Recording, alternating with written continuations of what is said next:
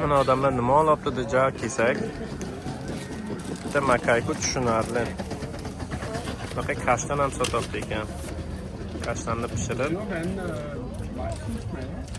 biz ham olishga qaror qildik. Qani yeb ko'raylik chiqanday ekan. Umrimda kashtan yemagan ekanman.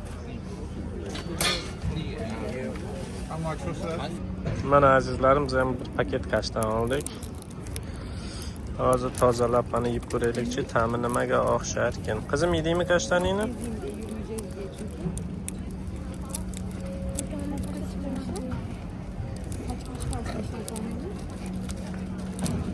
Nima qizim? Olur. Qani bismillahirrohmanirrohim.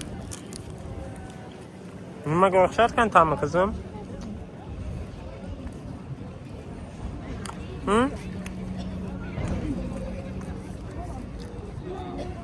Ta'mi shu tuxumni sarig'ini qaynatib o'tkazib yuborsang, mana shunga o'xshar ekan.